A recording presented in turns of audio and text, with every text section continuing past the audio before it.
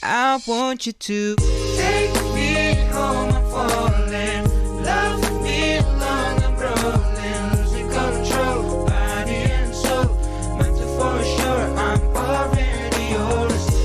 Terima kasih atas kesempatannya. Perkenalkan, nama saya Adelia Permata dengan NIM 2019310251. Assalamualaikum warahmatullahi wabarakatuh. Perkenalkan, nama saya Erinda Fitria Nur Aini dengan NIM 2019310289.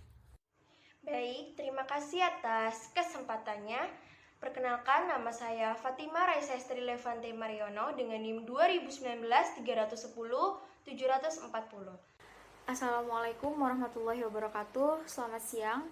Terima kasih atas kesempatannya. Perkenalkan, nama saya Syevana Nabilah dengan NIM 2019310610.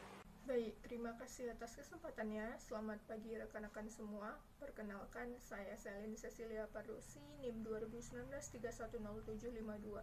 Assalamualaikum warahmatullahi wabarakatuh. Terima kasih atas kesempatannya. Saya Hafiz Oktarion Maulana dengan NIM 2019310762.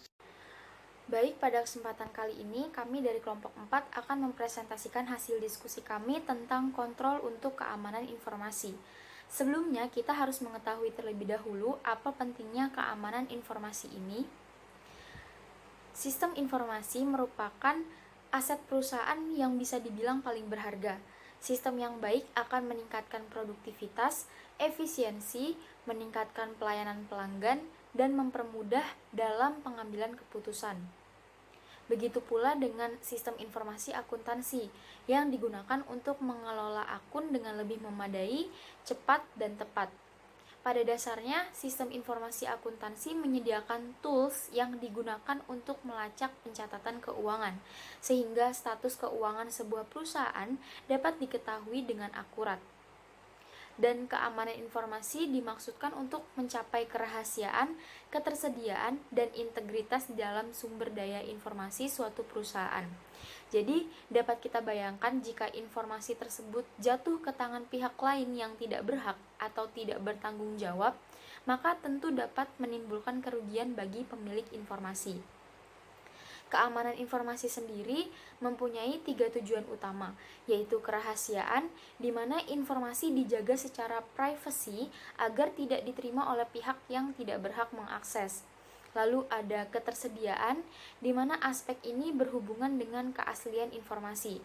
Salah satu tujuan keamanan adalah memastikan bahwa informasi benar-benar asli dan orang yang mengakses atau memberikan informasi adalah betul-betul orang yang dimaksud.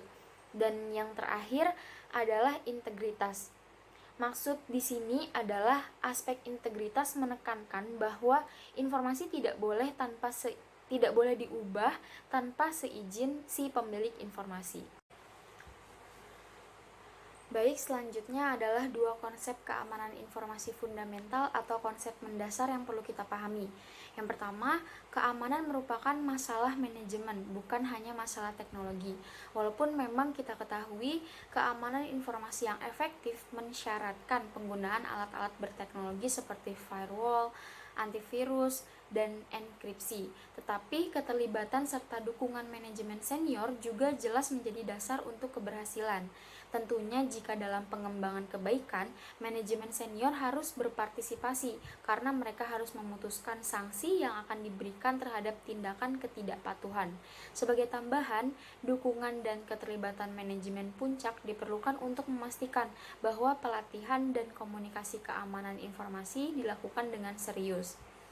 Yang selanjutnya, yang kedua adalah defense in depth dan model keamanan informasi berbasis waktu. Gagasan dari defense in depth adalah penggunaan berbagai lapisan pengendalian untuk menghindari satu poin kegagalan. Defense in depth secara khusus melibatkan penggunaan sebuah kombinasi dari pengendalian preventif, detektif, dan korektif, yang mana peran pengendalian tersebut sudah dipelajari pada pembahasan sebelumnya. Salah satu tujuannya adalah untuk membatasi tindakan individu tertentu agar sesuai dengan kebijakan keamanan organisasi. Tujuan dari model keamanan berbasis waktu sendiri adalah dengan menggunakan kombinasi perlindungan preventif, detektif, korektif yang melindungi aset informasi cukup lama agar memungkinkan organisasi untuk mengenali sebuah serangan telah terjadi dan mengambil langkah untuk menggagalkannya atau mencegahnya sebelum informasi hilang atau rusak. Berikutnya adalah memahami serangan yang ditargetkan. Mengapa perusahaan harus memahami serangan bertarget?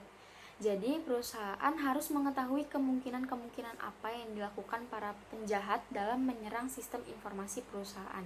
Harapannya tentu agar perusahaan dapat mengantisipasi dan menyediakan beberapa solusi untuk menangani kasus-kasus tersebut, sehingga dapat cepat ditanggapi sebelum menjadi masalah yang semakin besar bagi perusahaan. Nah, langkah-langkah dasar yang biasanya dilakukan para penjahat untuk menyerang sistem informasi suatu perusahaan adalah yang pertama, mereka akan melakukan pengintaian. Mereka akan melakukan pengintaian terhadap keadaan di perusahaan tersebut. Setelah mereka mengetahui keadaannya, mereka akan mengupayakan rekayasa sosial. Nah, rekayasa sosial ini mereka akan menggunakan tipuan untuk mendapatkan akses tanpa izin terhadap sumber daya informasi. Selanjutnya, setelah mereka berhasil membaur, mereka akan memindai dan memetakan target. Setelah mereka mendapatkan akses ke target tersebut, mereka akan melakukan penelitian, dan setelah penelitiannya menghasilkan sebuah hasil, mereka akan mengeksekusi serangan. Nah, setelah mereka mendapatkan apa yang mereka inginkan, mereka akan menutupi jejak sedemikian rupa serapih mungkin agar tidak diketahui oleh pihak perusahaan. Sehingga itulah mengapa pentingnya perusahaan memahami serangan bertarget.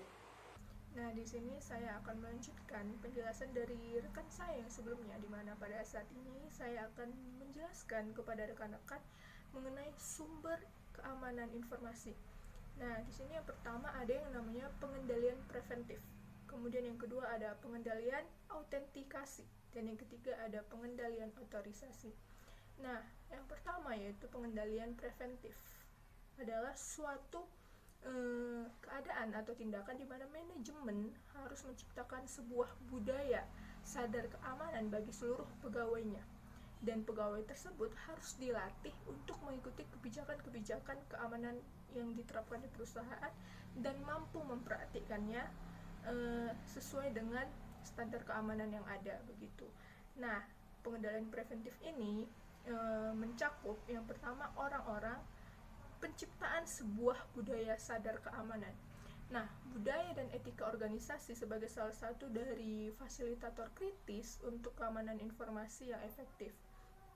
Di mana untuk menciptakan sebuah budaya sadar keamanan agar para pegawai dapat mematuhi kebijakan keorganisasian, manajemen puncak tidak hanya harus mengonsumsikan kebijakan atau mengkomunikasikan kebijakan keamanan organisasi, tetapi juga harus memandu dengan cara mencontohkannya. Nah, kemudian cakupan yang kedua yaitu orang-orang pelatihan, di mana kemampuan dan kompetensi dari pegawai perusahaan itu dianggap sebagai fasilitator kritis untuk keamanan informasi yang efektif. Nah, para pegawai harus memahami cara untuk mengikuti kebijakan keamanan organisasi. Oleh karena itu, pelatihan adalah sebuah pengendalian preventif yang sangat kritis. Nah, cakupan yang ketiga yaitu proses pengendalian akses pengguna. Penting untuk memahami bahwa orang luar bukanlah satu-satunya sumber ancaman. Seorang pegawai mungkin tidak puas karena berbagai alasan, misalnya contohnya yaitu tidak dipromosikan dan mencoba untuk balas dendam. Nah, atas kemungkinan untuk kemungkinan untuk melakukan korupsi karena kesulitan keuangan. Jadi selain motif balas dendam, kemudian juga bisa saja melakukan korupsi karena kesulitan keuangan, atau mungkin juga memaksa untuk diberikan informasi yang sensitif. Nah, oleh karena itu, organisasi perlu menerapkan satu set pengendalian yang dirancang untuk melindungi aset informasi perusahaan tersebut dari pengguna dan akses tanpa izin yang dilakukan oleh pegawai. Nah, kemudian kita lanjut Pengendalian yang kedua yaitu pengendalian autentikasi. Nah, autentikasi merupakan memverifikasi identitas seseorang atau perangkat yang mencoba untuk mengakses sistem. Nah, pengendalian autentifikasi ini, maksud saya autentikasi ini juga mencakup dua. Yang pertama ada yang namanya autentikasi multifaktor atau multifactor authentication. Nah, autentikasi ini merupakan pengguna dua atau lebih jenis tanda bukti autentikasi. Jadi penggunanya itu menggunakan dua atau lebih jenis tanda bukti autentikasi secara bersamaan untuk mencapai tingkat keamanan yang jauh lebih ketat. Nah, kemudian yang kedua yaitu autentikasi multimodal atau multimodal authentication. Nah, ini merupakan suatu keadaan di mana penggunaan berbagai tanda bukti autentikasi dari jenis yang sama untuk mencapai tingkat keamanan yang jauh lebih ketat. Begitu rekan-rekan. Nah, terakhir yang ketiga yaitu pengendalian otorisasi. Pengendalian otorisasi ini merupakan proses memperketat akses pengguna terotorisasi atas bagian spesifik sistem dan membatasi tindakan-tindakan apa saja yang diperbolehkan untuk dilakukan. Nah, otorisasi ini juga terbagi menjadi dua. Yang pertama yaitu matriks pengendalian akses atau access control matrix, yaitu sebuah tabel yang digunakan untuk mengimplementasikan pengendalian otorisasi. Nah, kemudian yang kedua yaitu uji kompabilitas atau compatibility test, yaitu mencocokkan tanda bukti autentikasi pengguna terhadap matriks pengendalian akses untuk menentukan sebaiknya apakah sebaiknya pegawai ini diizinkan atau tidak untuk mengakses sumber daya dan melakukan tindakan yang diminta. Begitu rekan-rekan. Jadi tadi ada pengendalian preventif, kemudian ada pengendalian autentikasi, dan terakhir ada pengendalian otoritasi. Begitu rekan-rekan. Nah, rekan-rekan, sekian yang dapat saya jelaskan. Untuk yang selanjutnya akan dijelaskan oleh rekan saya. Terima kasih. Di sini saya akan melanjutkan presentasi dari rekan saya. Di sini saya akan menjelaskan mengenai solusi dari IT. Ada beberapa solusi dari IT, yaitu yang pertama ada solusi IT pengendalian anti-malware. Menurut COVID-5 di SS05.01, mereka mendaftarkan anti-malware sebagai keamanan yang efektif. Berikut merupakan spesifikasi dari anti-malware, yaitu yang pertama ada edukasi mengenai perangkat lunak jahat. Kemudian yang kedua, memasang alat perlindungan anti-malware kepada seluruh perangkat. Kemudian yang ketiga yaitu ada manajemen terpusat atas sejumlah page dan memperbarui perangkat lunak anti-malware. Kemudian yang keempat yaitu ada tinjauan teratur atas ancaman malware baru. Kemudian yang kelima yaitu ada menyaring lalu lintas masuk untuk memblokir malware secara potensial. Kemudian yang terakhir yaitu yang keenam, melatih pegawai agar tidak memasang perangkat lunak yang tidak dibagikan atau tidak disetujui. Oke, selanjutnya yaitu solusi IT yang kedua, yaitu solusi IT pengendalian akses jaringan. Biasanya akses itu berada di internet, namun bagi sebagian orang yang mengerti, mereka melakukan akses ini untuk dirinya sendiri dengan cara mendial up pada modem mereka. Terdapat beberapa hal yang perlu diperhatikan untuk pengendalian akses jaringan ini, yaitu yang pertama, pertahanan perimeter. Pertahanan perimeter ini biasanya berupa router, firewall, dan sistem pencegahan gangguan. Kemudian yang kedua yaitu ada bagaimana ini cara kita tahu untuk atas informasi jaringannya. Jadi bagaimana kita mengetahui informasi pada jaringan tersebut. Dan yang ketiga terdapat bagaimana cara kita mengamankan koneksi dari dial up. Dan yang keempat mengamankan nirkabel. Baik, selanjutnya yaitu yang ketiga, yaitu ada solusi IT pengendalian pengukuhan peralatan dan perangkat lunak. Terdapat 3 hal, yaitu yang pertama ada konfigurasi endpoint. Untuk konfigurasi endpoint ini dibagi menjadi 3 tahapan kembali, yaitu yang pertama ada kerentanan. Kerentanan merupakan cacat pada program yang dapat dimanfaatkan baik untuk merusak sistem dan mengambil kendalinya. Kemudian yang kedua yaitu pemindai kerentanan, merupakan alat yang dimodifikasi atau didesain untuk mengidentifikasi perangkat atau sistem yang tidak digunakan dan tidak perlu menunjukkan ancaman keamanan potensial. Kemudian yang ketiga yaitu ada pengukuhan, merupakan proses memodifikasi konfigurasi endpoint untuk mengeliminasi peraturan dan layanan yang tidak perlu. Kemudian selanjutnya yang kedua yaitu ada manajemen akun pengguna. Untuk manajemen akun pengguna ini, untuk COVID-5 di ICS 05 telah menekankan kebutuhan untuk terus berhati-hati mengenai mengelola akun pengguna, terutama dalam akun-akun yang terikat pada administratif pada komputer. Dan yang terakhir yang ketiga pada tahapan ini yaitu ada desain perangkat lunak. Sebagaimana organisasi yang terus meningkatkan keamanannya, juga ada penyerang yang terus akan meningkatkan bagaimana target mereka dalam memperoleh apa yang mereka inginkan dalam program aplikasi tersebut. Kemudian yang keempat yaitu ada solusi IT enkripsi. Enkripsi merupakan lapisan pertahanan terakhir untuk mencegah informasi tanpa izin mengenai informasi yang sensitif. Berikut merupakan beberapa hal mengenai solusi IT untuk melindungi sumber daya informasi. Ada hal lainnya yang perlu dilakukan oleh organisasi juga untuk melindungi informasinya, yaitu keamanan fisik berupa pengendalian akses sudah menjadi hal yang mendasar bagi kita untuk mengendalikan akses mengenai sumber daya informasi yang kita punya terhadap para penyerang yang memiliki ahli untuk mendapatkan akses tersebut.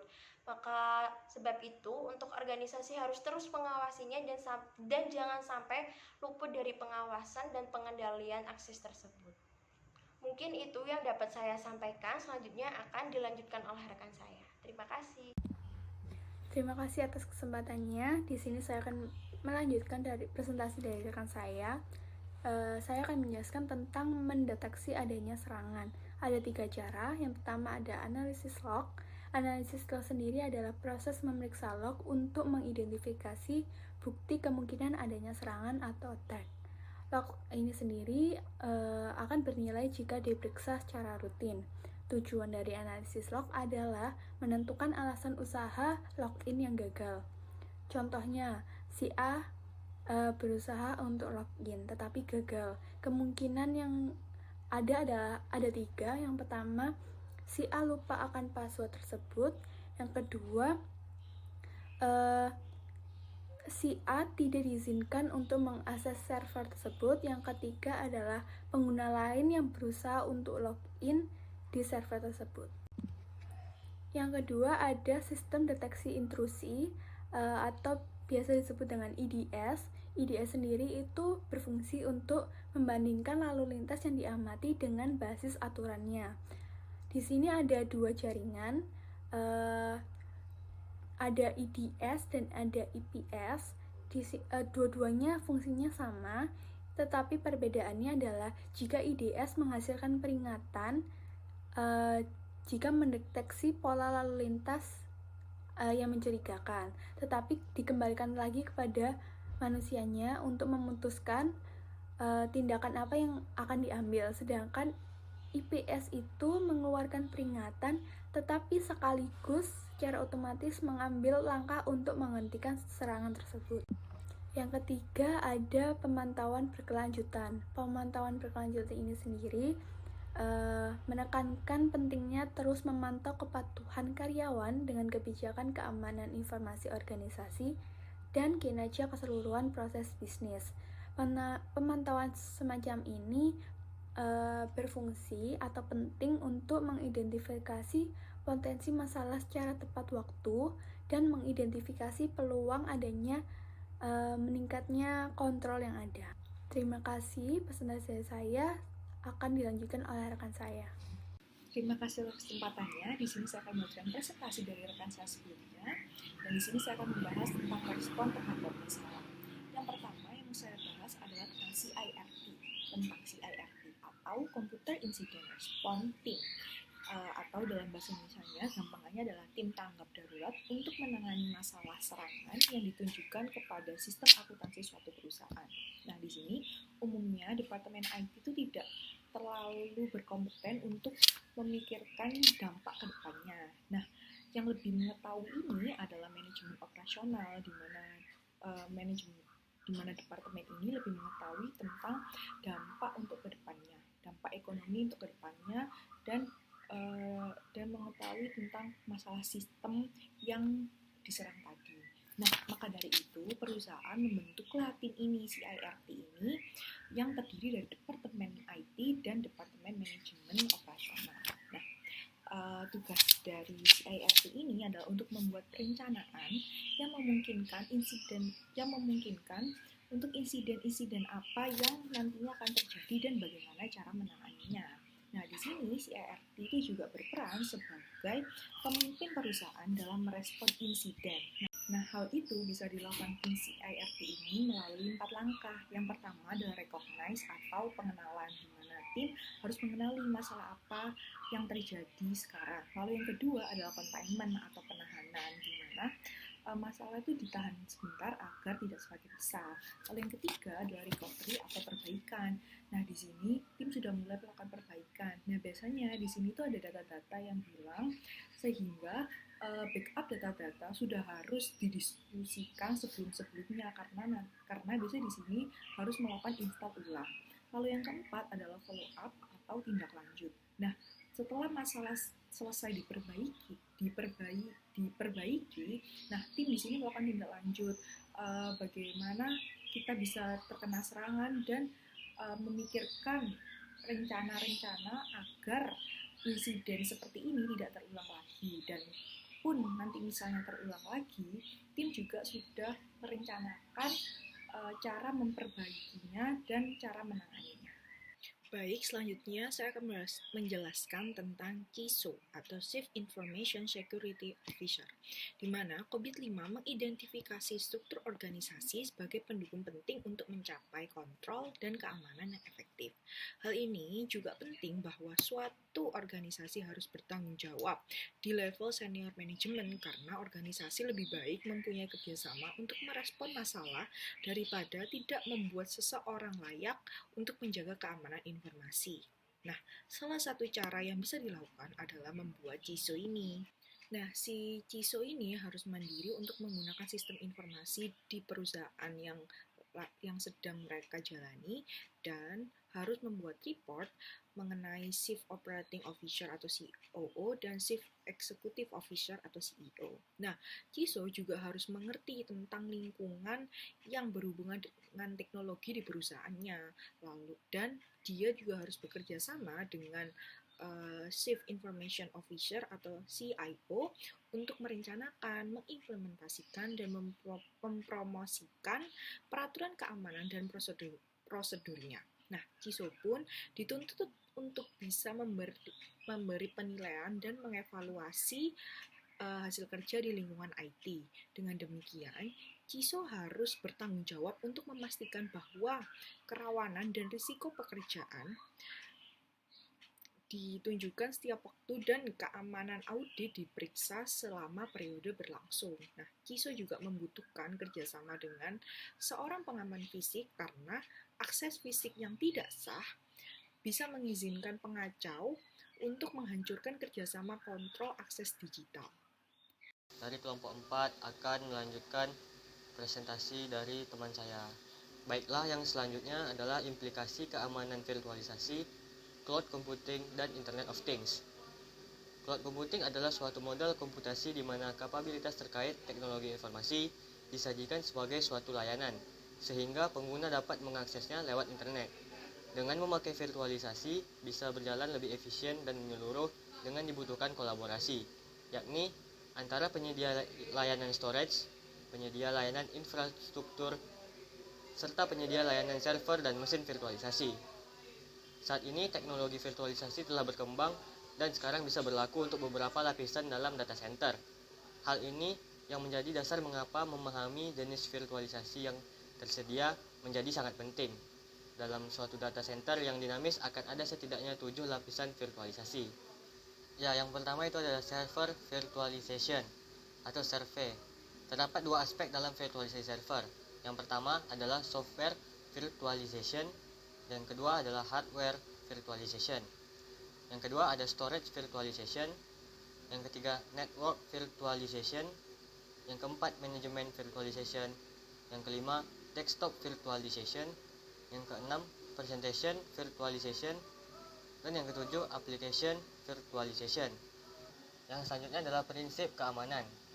Terdapat 3 prinsip dasar keamanan informasi, yaitu yang pertama adalah kerahasiaan atau confidentiality.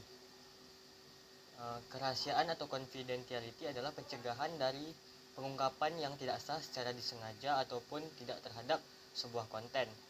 Beberapa unsur telekomunikasi yang digunakan untuk memastikan kerahasiaan adalah sebagai berikut. Yang pertama itu ada protokol keamanan jaringan atau network security protocol. Yang kedua, layanan autentikasi jaringan atau network authentication service. Dan yang terakhir ada layanan enkripsi data atau data encryption service. Yang kedua adalah integritas.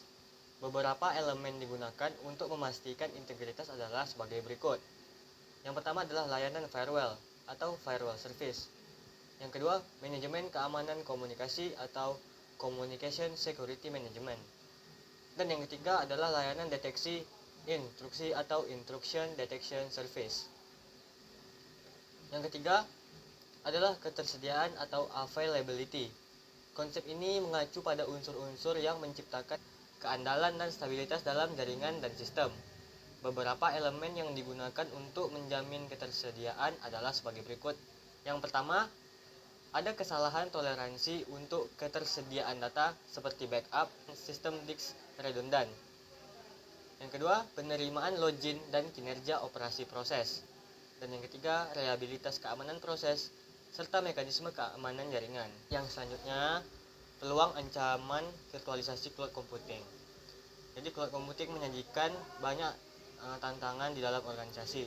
Bila organisasi ingin berpindah ke layanan cloud computing publik, tentu infrastruktur sistem komputasi dikendalikan oleh pihak ketiga, yaitu Cloud Service Provider atau CSP. Dan tantangan ini harus ditangani melalui inisiatif manajemen. Inisiatif manajemen ini akan memerlukan gambaran jelas peran kepemilikan dan tanggung jawab dari CSP dan organisasi yang berperan sebagai pelanggan. Yang selanjutnya itu adalah tindak penyerangan. Salah satu ancaman utama untuk virtualisasi dan computing cloud adalah perangkat lunak berbahaya yang memungkinkan virus komputer atau malware lain yang membahayakan sistem satu pelanggan untuk menyebar ke hypervisor dan akhirnya ke sistem pelanggan yang lain. Singkatnya adalah bahwa salah satu cloud computing pelanggan bisa mendownload virus atau mencuri data pengguna dan kemudian menyebarkan virus dengan sistem dari semua pelanggan lainnya. Jika serangan semacam ini terjadi, hal itu tentu merusak kepercayaan konsumen dalam computing cloud karena konsumen tidak bisa mempercayai bahwa informasi mereka akan terjaga kerahasiaannya. Pencegahannya, teknik yang bisa digunakan adalah melakukan integritas dari hypervisor yang mendasari dengan melindungi dari malware yang mungkin didownload oleh pengguna individu. Dengan demikian, kita dapat memastikan isolasi hypervisor itu. Sebuah malware dalam menguasai hypervisor biasanya perlu menjalankan kode sendiri di hypervisor itu. Perlu menggunakan dua komponen untuk mencegah hal itu terjadi.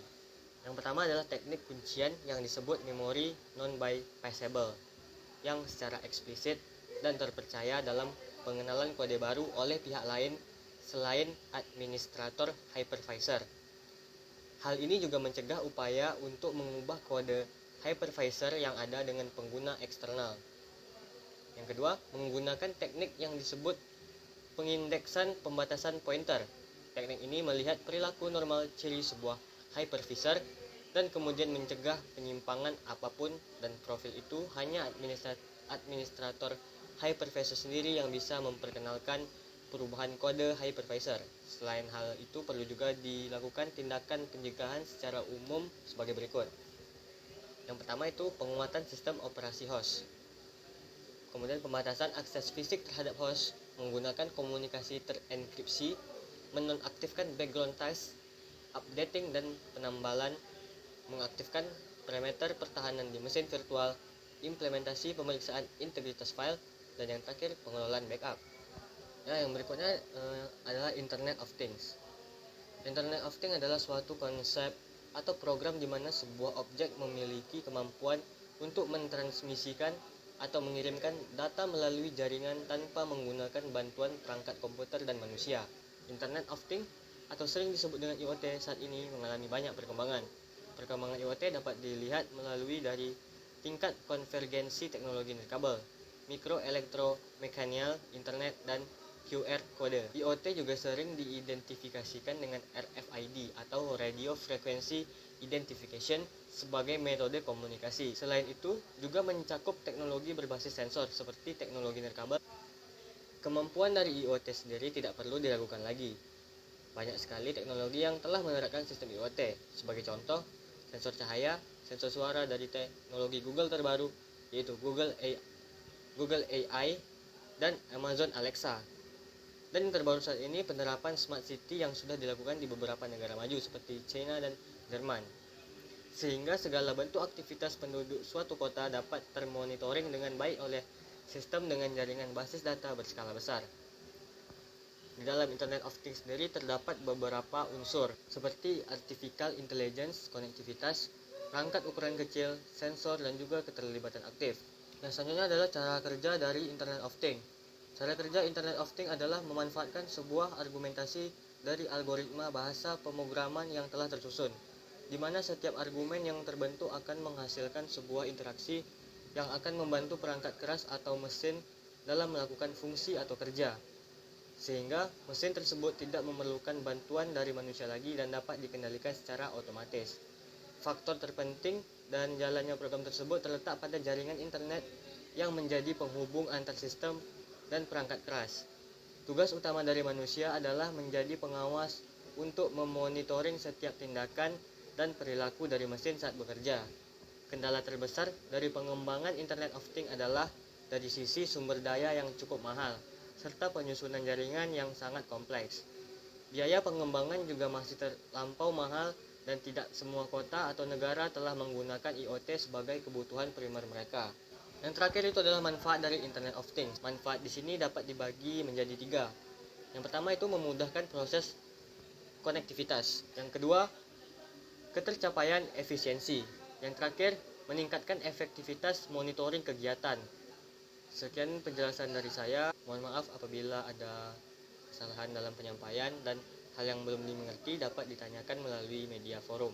Terima kasih. Saya akhiri. Assalamualaikum warahmatullahi wabarakatuh. For my first love, what I'm dreaming of when I go to bed, when I lay my head upon my pillow.